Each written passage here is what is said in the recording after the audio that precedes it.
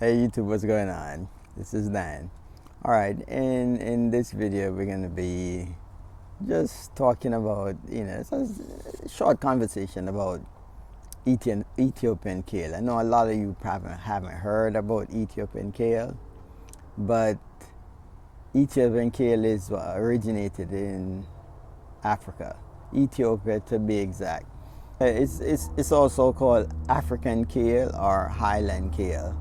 I've been growing it for 3 years, going on 4 years. I was introduced to it by a friend in Seattle by the name of Paula, and I haven't turned back since. Once you eat Ethiopian kale the first time, you're gonna, want to have it part of your garden. It's easy to grow. It grows great in the fall, and it does well in that 80, 85 degrees, 90 degrees. If it go up to like 95, then it start bolting. But it's somewhat heat tolerant, So I grow it in my fall garden, and I also grow it in the spring garden, because one of them you could, I grow in both spring, summer, because we don't really have spring here in Florida.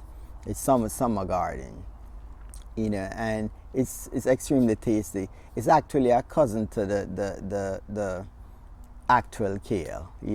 It's really a mustard, but they call it a kale, because the leaves are not as huge as the mustard greens or those other mustards. So let's go over there and look at it. All right, so you guys remember those seeds I broadcast and decided I wasn't going to take care of? Those are actually Ethiopian kale. Look at them, guys. The broadcast seed, everything came up. There was nothing about plants competing against plants. It was everything grew and looked extremely good. This is one of the brassicas that could grow without much attention, especially in the fall season. Yeah, I know. Mustard have that little bitter taste. This do have a slight. It's a milder taste to a mustard. To me, I actually prefer eating the Ethiopian kale than mustard itself. You could eat the young leaves once they pop up, or you could let them grow into lush-looking plants.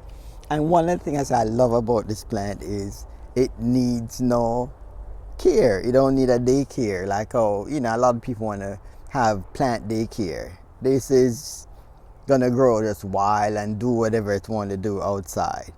So this is another one you could add to your list if you want something to grow fast, easy, as quote unquote,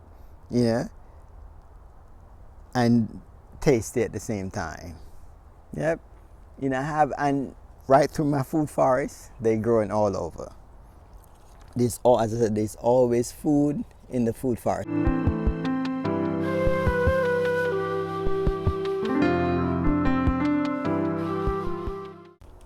I know you might be asking, but how do you cook it? You cook it the same way: stir fry, blanch.